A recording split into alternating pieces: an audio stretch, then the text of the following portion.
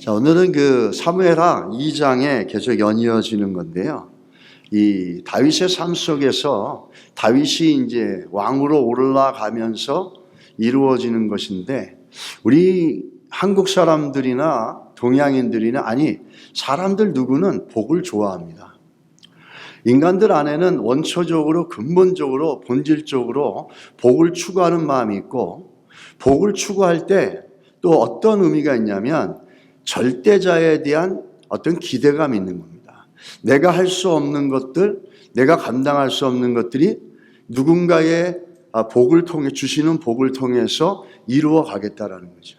그게 원초적으로 우리들 안에 있습니다. 그 원초적으로 잘 드러나는 종교가 뭐냐면 무속신앙이죠. 샤머니즘입니다. 근데 사람들은 우리 안에 종교성이 있다 이렇게 얘기합니다. 인간들 안에. 근데 정확히 말하면 성경적으로 만나면 왜 그러느냐? 우리는 영적인 존재이기 때문에, 하나님의 형상으로 만들어진 존재이기 때문에 하나님을 추구하려고 하는 근본적인 욕구가 있는데, 그것이 그리스도 바깥에서 다른 종교적으로 이제 평가되어지고 이해되어집니다. 하나님의 형상으로 있는 우리들은 절대자를 찾고 누군가를 찾고 누군가로부터 의존하려고 하는 그 본질적인 본능적인 욕구가 우리 안에 있습니다. 그래서 그걸 배경으로 해서 나오는 게 이제 복이라는 거죠. 복을 너무너무 중요시 여기죠, 사람들은. 복을 받길 원하고, 여러분 가운데 복 받기 싫어하는 사람은 없을 거예요. 복은 누구나 좋은 거고, 어떤 누구에게 얘기해도 다 좋아하고 마음에 기쁨이 일어납니다. 우리 한자를 보게 되면 이렇게 돼 있죠. blessing이라고 하는 복. 옆에 보면은 보일 시자가 하나 있고, 위로는 한일자, 이급자, 받전자가 있습니다. 물론 저 보일 시자를 어떤 경우는 옷의로도 해석을 합니다. 이 복이라는 것들을 한자를 좀 풀어보면은 한국 사람들의 복의 개념은 중국 사람들이 가지고 있는 복의 개념에 많은 부분에 연관되어 있습니다. 특별히 오복이라 그래가지고 좋은 와이프를 만나고 건강하게 살고 부유하게 살고 덕을 쌓고 죽을 때 뜻을 이루어 간다. 이게 오복이죠. 이런 오복과 같은 현실적이고 자기중심적이고 자기를 위한 이 복에 대한 개념들이 중국 사람이나 한국 사람 안에 깊이 자리 잡게 있습니다. 그저 복이라는 블레싱이라는 단어를 한자를 보게 되면 그거를 너무 잘 보여주고 있다는 거예요. 첫 번째 왼쪽에 보시면은 보일 시자라고 하고, 때로는 옷의라고 합니다. 그리고 옆으로 보게 되면 한일자가 있죠. 하나라. 그리고 입구자가 있습니다. 받전이 있습니다. 이걸 풀어서 얘기하면 이런 거죠. 복이란 게 뭐냐면 입을 옷들이 내가 필요한 옷들을 얻고, 그리고 내가 일할 수 있는, 먹고 살 수 있는 터전인 밭 하나 있고, 그래서 내가 원하는 거를 먹을 수 있는 입, 건강이라고도 얘기할 수 있겠죠. 이런 것들로 그런 거 하나 있는 게, 그게 그런 걸 보는 게 복이다 이러는 거예요. 굉장히 현실적이죠. 그리고 굉장히 자기중심적입니다. 더 이상은 없어요. 이 땅에서 쉽게 말하면 잘 입고 잘 먹고 그리고 잘 살고 돈 많이 벌어서 잘 살고, 이 개념이 저 복이라는 단어 속에 들어가 있다는 거예요. 근데 성경이 말하는 복은 뭐냐라는 거죠. 성경이 말하는 복은 구약과 신약을 보게 되면 구약에서 뭐라 그러냐면 바룩이라 그래가지고 무릎을 꿇는다 이런 뜻입니다. 또 존경심을 표한다 이런 얘기예요. 무릎을 꿇는다는 얘기는 낙타가 무릎을 꿇는다는 걸 얘기하는 겁니다. 낙타가 물을 먹을 때 무릎을 꿇고 물을 먹는 것처럼 낙타가 무릎을 꿇는다라는 거죠. 그리고 또 한편으로는 존경심을 표현한다 이런 의미를 갖고 있습니다.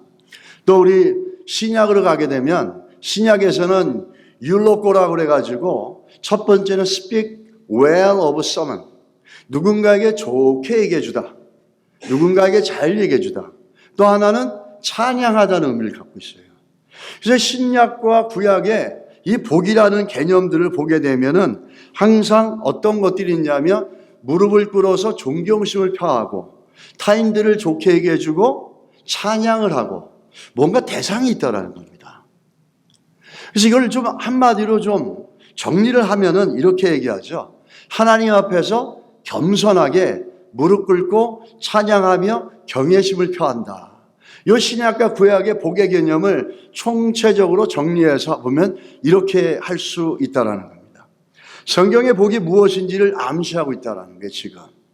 저기에는 무릎을 꿇는다, 존경심을 표한다 그럴 때는 나의 존경심을 받고 내가 무릎을 꿇어야 될 대상이 있다는 겁니다. 내가 좋게 얘기해 준다, 내가 좋게 해줘야 될 대상이 있다는 거예요. 내가 찬양을 한다, 찬양할 대상이 있다는 거예요. 성경이 말하는 복은 지금 뭘 얘기하고 있죠? 우리는 이 땅에서 잘 먹고 잘 입고 돈 많이 벌어서 건강하게 살고 이게 복으로 세상 사람들은 얘기하고 있지 않습니까? 근데 성경이 말하는 복은 대상이 있어요. 무릎을 꿇어야 되고 존경심을 펴야 되고 타인들을 좋게 얘기해주고 찬양을 해야 돼요. 뭘 얘기하는 겁니까? 이것이 얘기하고 있는 거는 관계성을 얘기해 주는 거예요. 오늘 성경이 말하는 복은 뭐냐면 무릎을 꿇어야 될 대상에게 무릎을 꿇는 게 복이라는 겁니다. 존경심을 펴야 될 대상에게 존경심을 표하는 게 복이라는 거예요. 칭찬을 하고 찬양을 해야 될 대상에게 마땅히 찬양하는 게 복이라는 거죠. 하나님을 겸손하게 하나님 앞에서 무릎을 꿇고 경외하고 그분을 찬양하는 것. 이거를 다른 말로 얘기하면 뭐라 그러죠? 관계라 그럽니다. 뭐라고요? relationship, 관계라는 거예요. 성경이 우리에게 말하는 성경의 복은 무엇을 얻고 무엇을 성취하는 게 아니라 저렇게 하나님을 향해서 무릎을 꿇고 pay homage, 내 존경심을 표할 수 있는 마음의 상태라는 거예요. 또 신약에서는 하나님을 찬양하고 이웃들을 좋게 얘기해 줄 수 있는 마음의 상태를 가진 걸 뭐라 그러죠? 그게 복이라는 거예요. 그 마음의 상태에서 뭐가 나옵니까? 관계가 나오는 거죠. 하나님을 경외하고 하나님을 찬양하는 마음의 상태. 그래서 하나님과 관계가 형성되어지거나 깊어지거나 날마다 깊어져 가는 것. 이것을 성경은 복이라고 합니다. 복이란 개념이 우리가 많이 얻어서가 아니라 이 복이란 개념은 어디서 나오냐면 하나님과의 관계 속에서 나온다는 거예요. 우리가 신앙생활을 하면서 가장 눈여겨보고 체크업을 해야 될 게 뭐냐면 내가 하나님과 어떤 관계를 갖고 있냐라는 거죠.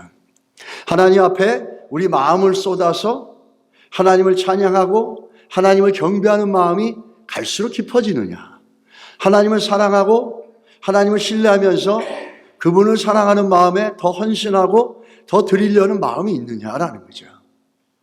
축복은 관계에서 나온다는 얘기예요. 하나님과 깊은 관계.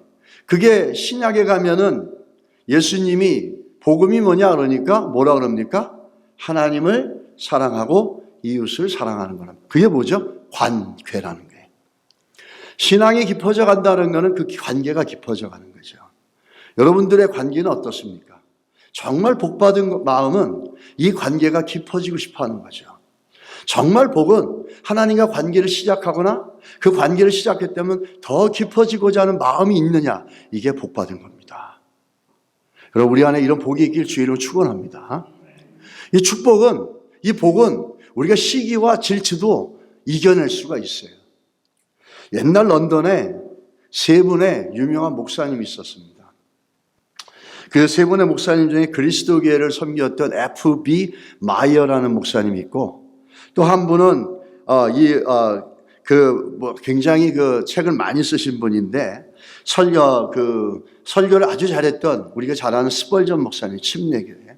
그리고 또 한 분은 누가 있었냐? 웨스트민스터의 캠멜 몰간이라고 그 모이드 존스 목사님 전에 있었던 목사님이었어요. 이 세 분이 그 영국 런던의 대표적인 분이었죠. 거기서 F.B. 마이어란 목사님하고 캠벨 몰간 목사님은 아주 깊은 친구 관계였어요. 그래서 캠벨 몰간 목사님이 미국으로 와서 사역을 할 때 마이어 목사님은 캠벨 몰간 목사님을 위해서 정말 열심히 기도했고 정말 진솔하게 그분을 위해서 기도해 줬습니다. 그런데 이제 캠벨 몰간 목사님이 미국의 사역을 마치고 영국으로 돌아온 거예요, 런던으로. 영국으로 돌아왔는데 F.B. 마이어 목사님이 이상해진 거예요, 마음이. 예전에 미국에 있을 때는 기도가 그렇게 잘 나왔는데 같이 런던에서 있으니까 마음이 이상한 거야. 이게 마치 이런 거죠. 성도들 가운데도요, 여러분. 제가 만약에 음식점을 하는데, 일식집을 합니다. 근데 옆에 있는 분이 스테이크집을 해요. 그러면은 격려해주고 기도해줄 수 있어요. 근데 내가 일식집을 하는데 옆에 있는 성도가 일식집을 해. 그러면 마음이 싸해지죠. 이게 같은 업종에 들어가면은 이게 경쟁 심리가 나온단 말이죠. 그 말인 거죠. 예전에 떨어져 있을 땐 괜찮았는데 같은 런던에서 목회를 하다 보니까 경쟁심이 생기는 거예요. 시기심이 생기는 거예요. 저 캠벨 몽갈 목사님 교회 사람이 더 가고, 저 침례교회 스펄전 목사님 교회 막 성도들이 가고, 나는 뭐지? 막 그러면서 이 마이어 목사님 안에 이 질투가 시작되는 거예요. 나는 왜 스펄전 목사님처럼 저렇게 기가 막힌 설교를 못할까? 나는 왜 캠벨 몰간 목사님처럼 책도 많이 쓰고 저렇게 권위 있는 목회를 못할까? 막 이게 비교가 되면서 시기와 경쟁이 일어나는 거예요. 너무 힘들어가지고 이 마이어 목사님이 하나님 앞에 기도했습니다. 하나님, 저의 마음에서 이 시기와 질투를 좀 제거해 주십시오. 근데 아무리 기도해도 이 시기심과 질투심이 사라지지 않는 거예요. 근데 어느 날 기도하는데 하나님께서 이런 말씀을 그 목사님에게 주시더래요. 야, 기도를 좀 바꿔봐라. 질투 시기를 없애달라고 기도하지 말고 그들을 위해서 축복 기도를 해봐라. 이런 마음을 주시더래요. 그래서 이 마이어 목사님이 그때부터 그 두 분들을 위해서 특별히 가장 시기했던 이 캠벨 몰간 목사님을 위해서 계속 축복을 해준 거예요. 축복을 하고 축복을 해주다가 이 마음이 너무너무 부해진 거예요. 그래서 어느 날 캠벨 몰간 목사님과 마이어 목사님 모두가 모였는데 이 목사님이 대표 기도를 하게 됐어요. 그래서 이렇게 기도했답니다. 하나님, 스펄전 목사님과 그 교회를 축복하여 주시고 캠벨 목사님과 웨스터민스터 교회를 축복하여 주십시오. 이렇게 기도하고 그랬답니다. 이 교회가 가득 차고 넘치게 차고 남는 성도들 있으면 저희 교회를 좀 보내주십시오. 이렇게 이제 기도를 했다는 겁니다. 그런데 나중에는 이 세 교회가 너무나 다 잘 되고 너무나 같이 크게 부흥하게 됐다는 겁니다. 여러분, 이 축복은 어디서 나온다는 걸 얘기할 수 있습니까? 하나님과 관계에서 나온다는 거예요. 그래서 축복은 능력이 있다는 겁니다. 하나님과 관계가 깊어지면 축복하는 마음이 나오는 거예요. 그래서 신약에 아까 복이라는 걸 뭐라 그랬습니까? 율로꼬라 그래가지고 남을 칭찬해주고 찬양하는 거라 그랬지 않습니까? 그게 어디서 나오는 거죠? 하나님과의 깊은 교제가 있을 때 시기심은 죽고 그들을 축복해 주는 거라는 거죠. 그게 복 있는 사람이라는 거예요. 그게 복 받은 사람이라는 거죠. 우리 교회와 여러분과 제가 이런 복이 있기를 주의 이름으로 간절히 축복합니다. 왜 이 말씀을 드리냐면 오늘 다윗이 축복을 합니다. 다윗이 오늘 축복을 하는데 이 다윗이 이 시기와 질투를 이겼던 축복의 힘을 다윗도 지금 발휘하고 있다는 거예요. 다윗은 누구를 축복해 주냐면 길르앗 야베스라는 사람들을 축복해 줍니다. 우리가 이 길르앗 야베스라는 사람을 좀 알아야 되는데 이 길르앗 야베스 민족은요 참 묘한 사람들이에요. 요단 동쪽에 있는 사람들이에요. 항상 동쪽이란 말은 우리가 생각하는 해 뜨는 좋은 게 아니라 성경에서 물론 신약에서는 달라지지만 일단 창세기에서 아담과 하와가 타락하고 나서 죄짓고 나서 떠난 게 뭐냐면 항상 동편입니다. 그래서 유프라데스 티그리스 강이 저쪽에 있고 미디터레니안 그 지중해가 있으면 여기 이스라엘이 있죠. 그러면 저 갈릴리 호수가 있고 사해 바다가 이렇게 내려옵니다. 그리고 요 사해 바다가 이쪽으로 하는 게 동편이고 이 지중해 쪽이 서편이에요. 그래서 약속의 땅을 가려면 항상 서편 쪽으로 가야 되는 거예요. 근데 이들은 동편에 있었어요. 그래서 이 사람들의 특징은 이스라엘 백성도 아니고 그렇다고 이방 민족이라고 얘기하기도 참으로 어렵습니다. 피가 안 섞인 건 아니거든요. 이 길르앗 야베스 사람들이 처음 등장하는 게 어디냐면 사사기서예요. 사사기서에서 어떤 일이 있냐면 레위 제사장의 첩을 이 베냐민 지파가 융간을 합니다.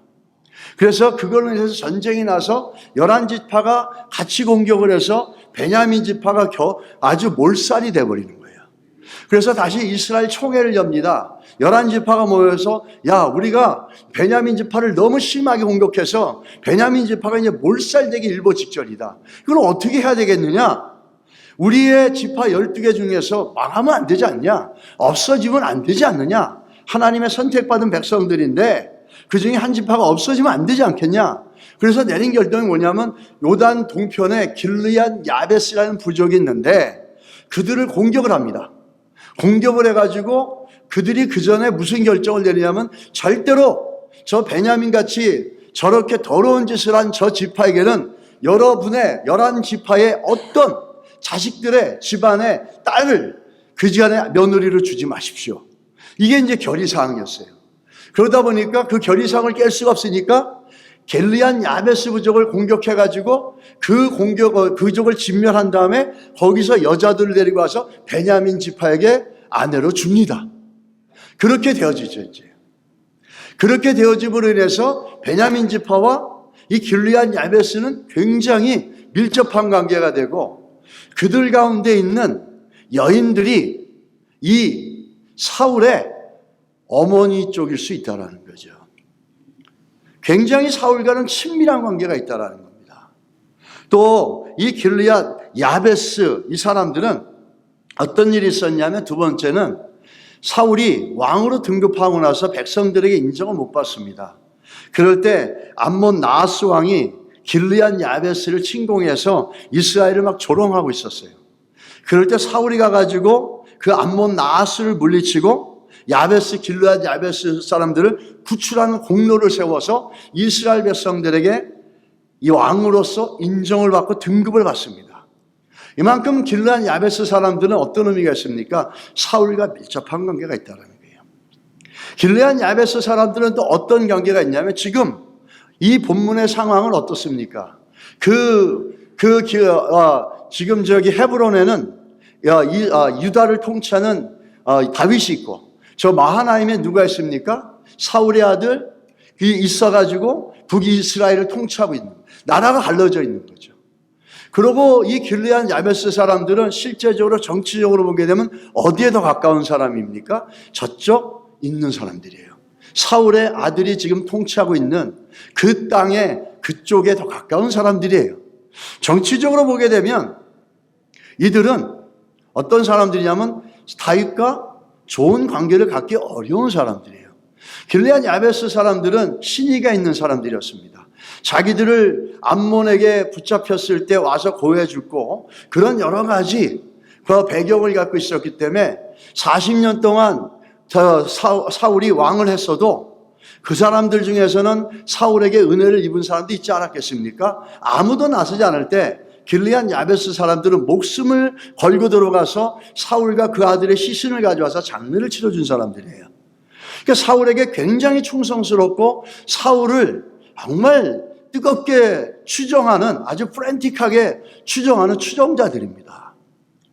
그 정치적으로 보게 되면 사울에게는 굉장한 추종자지만 다윗에게는 뭐가 되겠습니까? 적이 될 수 있는 가능성이 많은 사람이라는 거죠. 사울은 다윗에게는 적이 되어지고 언제든지 자기를 향해서 공격해 올 수 있는 사람들이라는 거죠. 그런데 이 다윗이 이 길르앗 야베스 사람들을 어떻게 합니까? 그들에게 복을 줍니다. 5절에 보면은 너희 주 사울에게 이처럼 은혜를 베풀어 장사하게 하시니 여호와께 복을 받을지어다.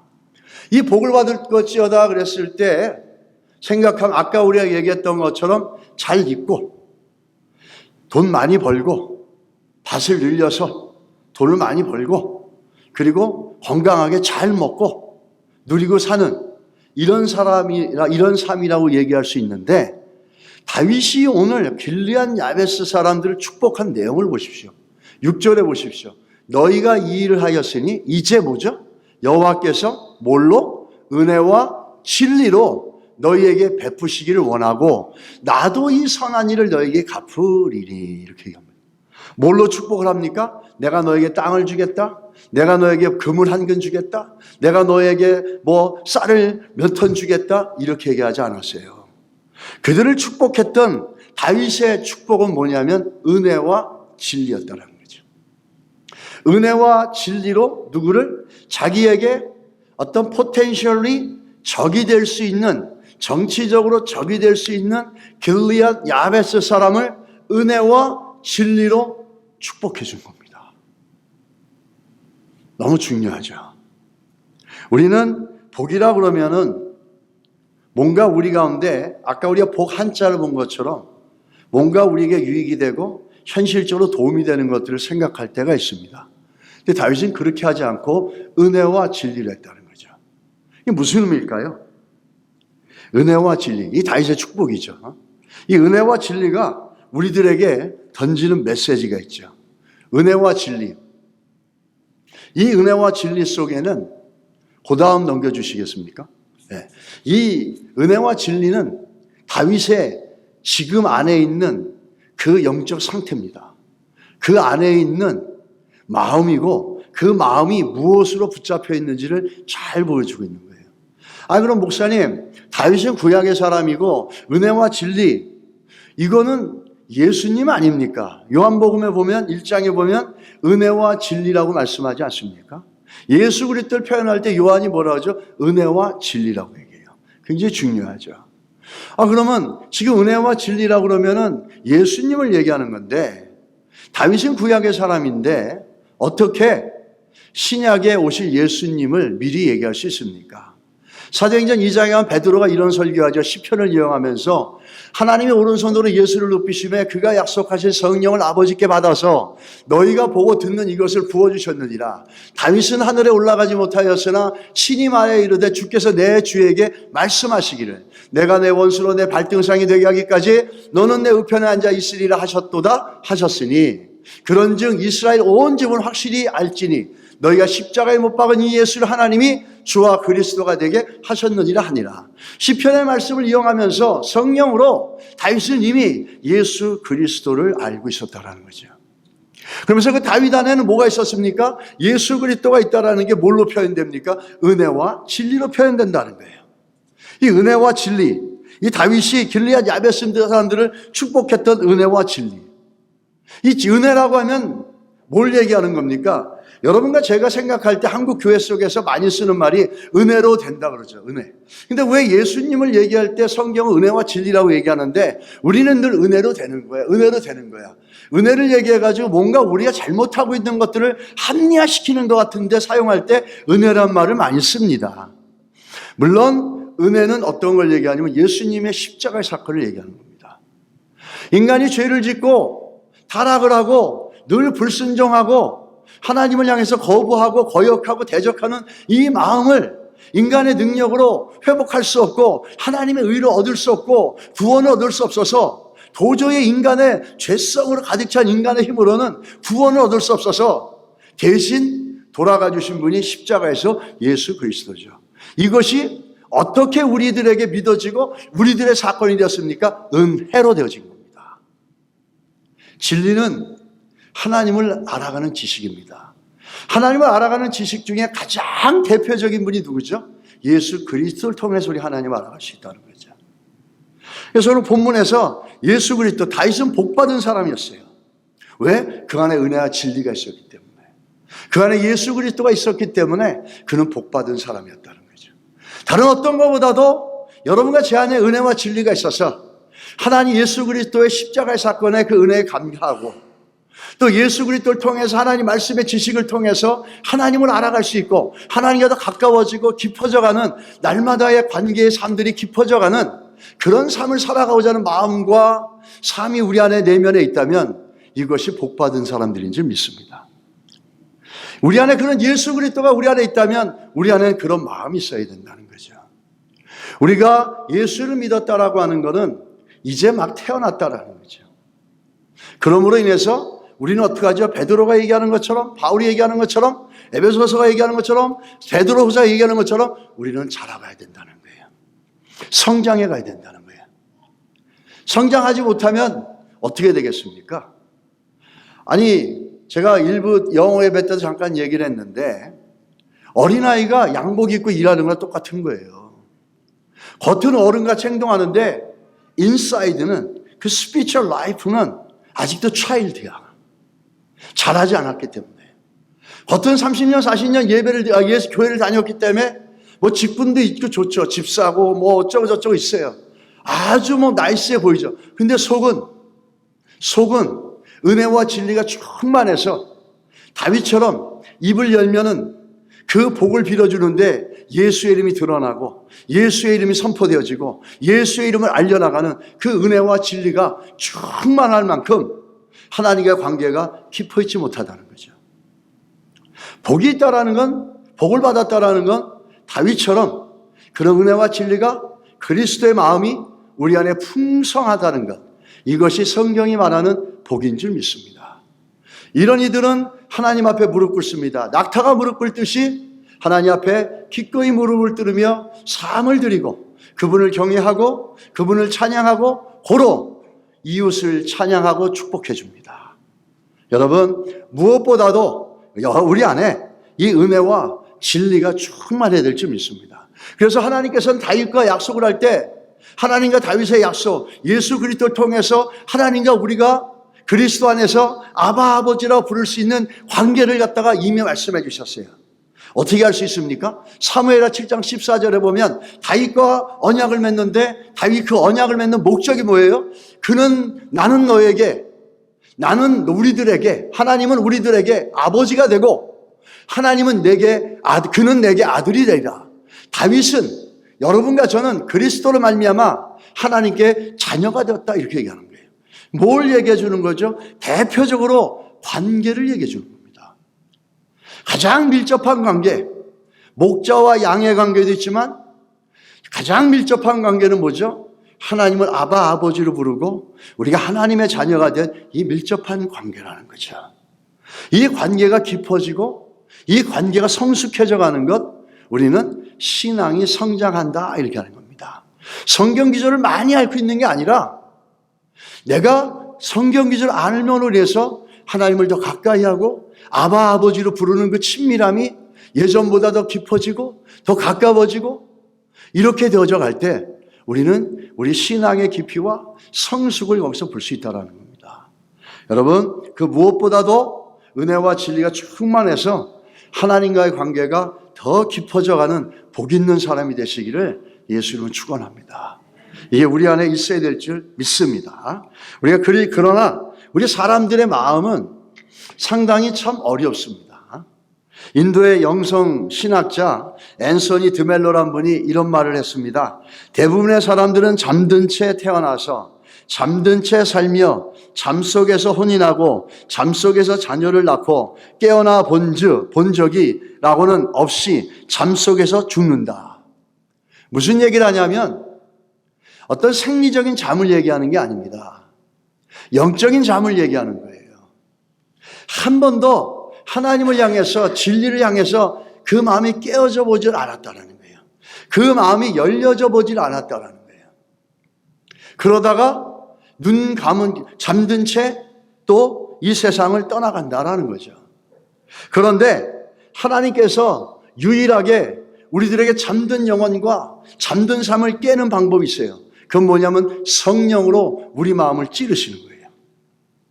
사도행전 2장 37절 38절에 이렇게 얘기하죠. 그들이 이 말을 듣고 마음에 찔려 마음을 치셨다라는 거예요.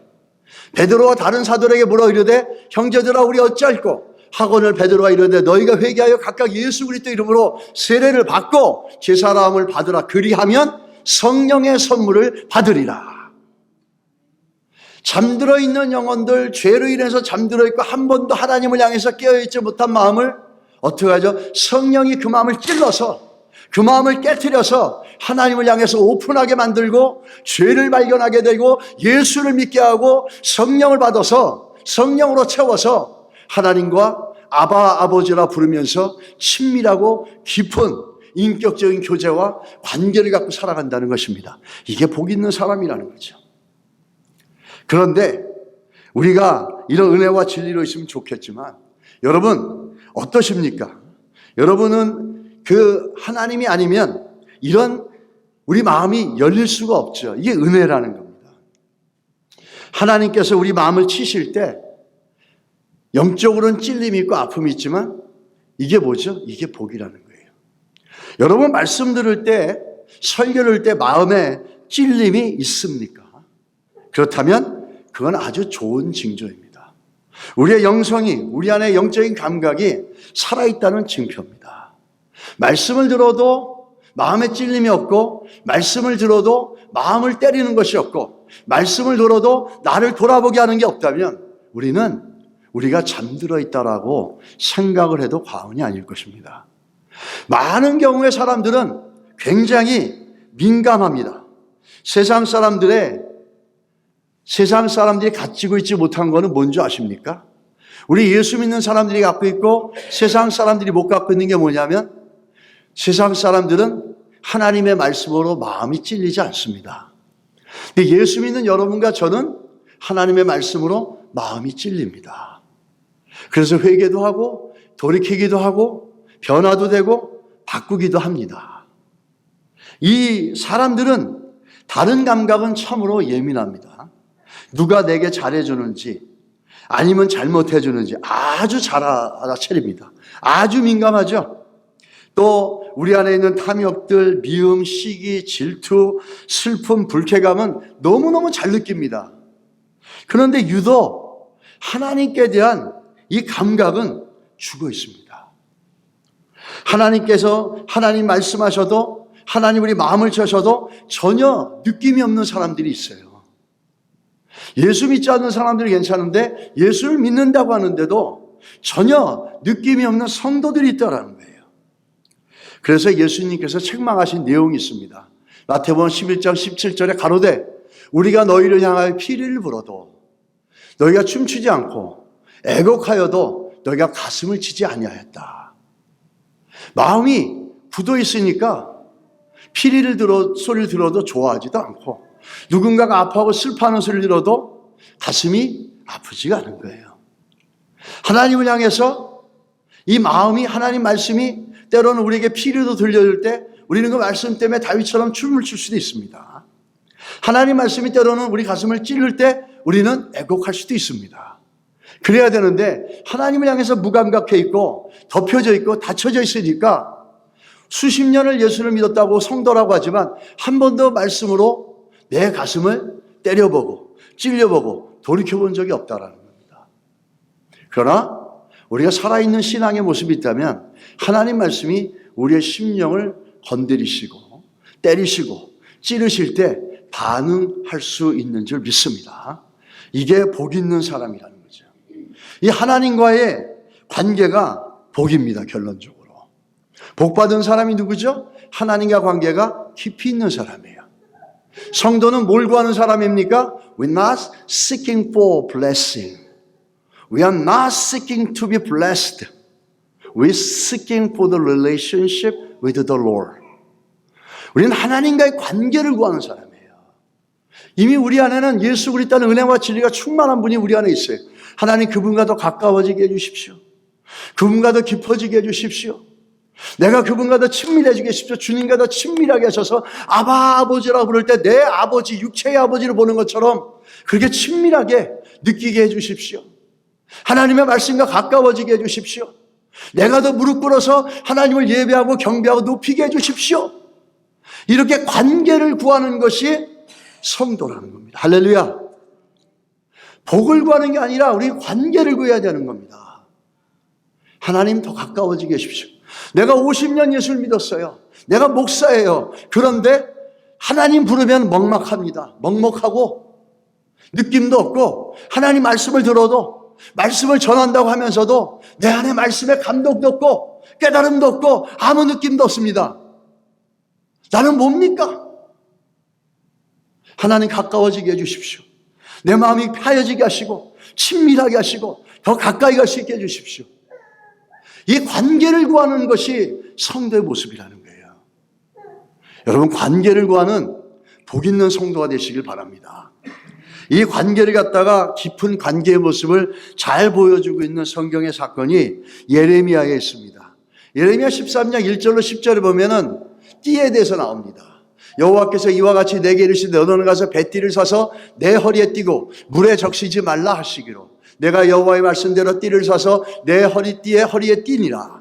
여호와의 말씀이 다시 내게 임하여 이르시되 너는 사서 내 허리에 띈 띠를 가지고 일어나 유프라데로 가서 거기서 그것을 바위 틈에 감추라 하시기로 내가 여호와께서 내게 명령하신 대로 가서 그것을 유프라데 물가에서 감추니라. 여러 날 후에 여호와께서 내게 이르시되 일어나 유프라데 가서 내가 내게 명령하여 거기 감추던 한 띠를 가져오라 했습니다.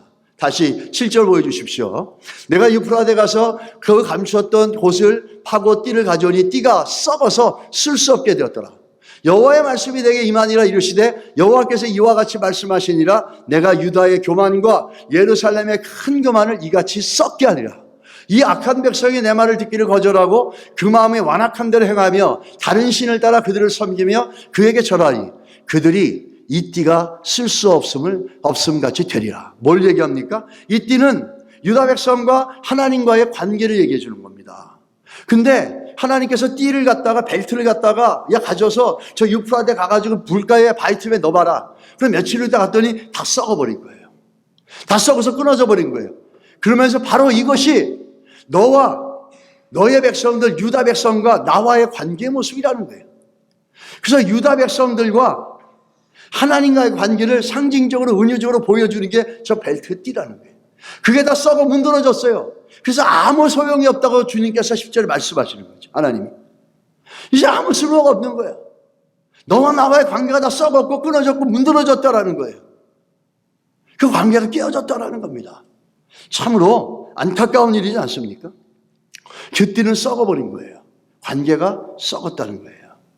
유다 백성들은 하나님과 자기의 관계를 살펴보고 돌아보는 게 아니라 늘 자기 하고 싶은 데 살다 보니까 이방신을 따라가고 세상 따라가고 세속을 따라가고 탐욕과 정욕을 따라가다 보니까 하나님 관계가 어떻게 됐죠? 죄로 말미암아 썩어서 다 끊어져 버린 거예요. 참 놀라운 거는 우리가 이 관계를 잘 보여주는 좋은 예가 있습니다. 역대상 우리가 지난주에 얘기했지만 10절로 13절에 14절에 보면 사울의 죽음의 원인을 얘기해 줍니다. 뭐죠? 여호와께 묻지 아니었다. 결과적으로 두 가지를 얘기하는데 사울이 전투에 가서 죽은 이유가 전투에서 전력이 약해 죽은 게 아니라 결국은 하나님의 징계였죠. 첫 번째가 뭐죠? 신접한 여자를 찾았다. 두 번째는 뭐죠? 여호와께 묻지 아니었더라. 그런데 이 말씀 보면 좀 이상한 거예요. 사울이 나중에 하나님께 구했거든요. 그게 사무엘상 28장 5절에서 6절에 보면 사울이 블레셋 사람의 군대를 보고 두려워서 그 마음이 크게 떨린지더라. 6절에 사울이 여호와께 묻자오되 그런데 하나님이 대답하지 않으셨어요. 아니 하나님 어떻게 사울이 물었는데 왜 묻지 않았다 그러고 그게 죽음의 원인이 되고 하나님의 징계와 심판의 원인이 될 수 있습니까? 분명히 사울은 물었지 않습니까? 이렇게 반문할 수 있습니다. 근데 이 얘기는 뭘 얘기해 주는 겁니까? 기도를 했어도 물어봤어도 응답되지 않은 것은 뭐냐면 사울과 하나님의 관계의 끈은 이미 썩어서 부러졌다는 거예요. 사울과 하나님의 관계는 끊어져 버렸다는 거예요. 그래서 다급해가지고 자기가 급하니까 그때 기도했지만 그 기도는 응답되지 않았다라는 거예요. 자, 이걸 좀 쉽게 얘기하면 평소에 잘하시기 바랍니다. 네? 평소에 잘하시기 바랍니다. 생각해보자. 10년 떨어진 친구한테 갑자기 돈이 필요한 건데 누구 구할 데가 없어. 막 찾아가서 야 나한테 100만 원만 빌려줄래? 1000불만 빌려줄래? 너 뭐야? 야 10년 동안 전화 한 통 없고 뭐 연락하면 너 지금 뭐 하는 거야? 절로 가 이놈아. 똑같은 거죠. 평소에 잘하시기 바랍니다. 평소에는 내 할 거 다 해놓고 하나님 앞에 시간 들이라 그러면 아유 바빠요. 성경 좀 읽으라 그러면 아유 지금 읽을 책이 얼마나 많은데. 기도 좀 하라 그러면 아유 내가 누구 만나야 돼 약속도 많아요. 헌금 좀 하라 그러면 아유 내가 얼마나 지금 힘들게 사는데 헌금을 하십니까? 우리 그런 거 없어요. 그렇게 평소에 그렇게 놓고 급하니까 주여 천부여 의지 없어서, 물론 그것도 좋지만 사울을 보십시오. 굉장히 심각한 교훈이지 않습니까? 평소에 이미 관계가 다 깨어진 걸 알지도 못하고 그거를 살펴보지 못하고 그 관계가 다 끊어져서 썩어서 문드러져 가지고 아무 의미가 없는데 급하니까 찾아가는 거예요. 이 벌써 그는 끊어진 거예요. 사울은 몰랐어요. 자기와 하나님의 관계가 끊어진 걸 몰랐어요. 자기와 하나님 사이에 끈이 없다라는 것, 저렇게 끊어져서 땡길 수도 없고 올 수도 없어요. 연결이 안 돼 있어요. 이미 끊어진 걸. 그거 확인을 못했다는 거죠. 여러분은 어떠세요? 여러분과 주님과의 관계는 어떠세요? 튼튼하십니까? 건강합니까? 견고합니까? 언제든지 내 기도를 들으실 거라는 확신이 있으십니까? 그 확신은 어디서 나오죠? 나의 관계 속에. 일주일 내내 주일날 예배 나오는 것도 감사한 건데, 그러나 신앙이 좀 오래되어졌고, 좀 그러면 주중에도 주의 말씀 가운데, 주중에서도 예배 가운데 주님을 좀 찾고자 하는 열망이, 거룩한 마음이 우리 안에 있어야 될 줄 믿습니다. 평소에 그냥 내 하고 싶은 데 다 했다가 하나님과 관계가 끊어진지도 모르고 주여 도와주세요, 100만 원만 주세요. 야, 너 10년 동안 연락도 없다고 지금 뭐 하는 거니? 제가 초등학교 동창한테 한 30년 연락 안 했다가 돈이 없어서 야, 나 돈 좀 줄래? 연락하면 저한테 너 이거 아니야? 너 정상 아닌 거 아니냐? 너하고 나하고 그런 거 요구할 관계가 아니잖아. 사울이 대표적으로 그 예를 보여주시는 거죠. Checking on your relationship. 하나님과 관계를 늘 살펴보시기 바랍니다. 반대로 평생의 삶이 하나님과의 끈이 너무너무 견고한 사람이 있었어요. 그게 누구죠? 다윗이에요. 시편 62장 5절에 뭐라 그럽니까? 나의 영혼아 잠잠히 하나님만 바라라. 물은 나의 소망이 그로부터 나오느더라. 말할 수 없이 다급하고 두려운 순간에도 다윗은 어떻게 하죠? 잠잠히 하나님만 바라본 거예요. 왜 그러죠? 그만큼 하나님과 자기와의 관계가 튼튼하기 때문이에요. 썩은 줄이 아니라 튼튼한 동아줄이기 때문이에요.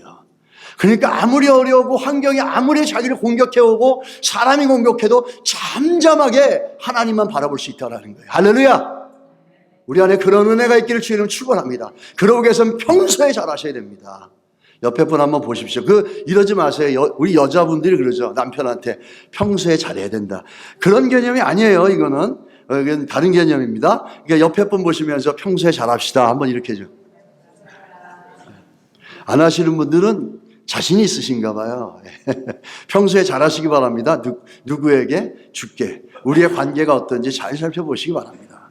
이 다윗은 굉장히 든든한 관계를 갖고 있죠. 시편 62편 6절에 보시면 오직 그만이 나의 반석이시여 나의 구원이시여 나의 요새시니 내가 흔들리지 아니하리라. 얼마나 관계가 든든합니까? 반석이다, 구원이시다, 요새. 이 아주 폴스죠, 이거. 아주 그냥. 그래가지고 적이 공격하지 못하게끔 흔들리지 않는다는 거예요. 나의 구원과 영광이 하나님께 있으며 내 힘의 반석과 피난처도 하나님께 있도다. 백성들아 시시로 그를 의지하고 무슨 말입니까? 백성들아 평소에 잘해라 이거죠. 그의 앞에 마음을 토하라. 우리 하나님은 우리의 피난처시로다. 아멘. 다윗은 어떤 관계를 갖고 있습니까? 굉장히 튼튼한 관계를 갖고 있어요. 그 그림 좀 보여주세요. 이런 관계를 갖고 있어요. 얼마나 튼튼합니까? 견고합니다.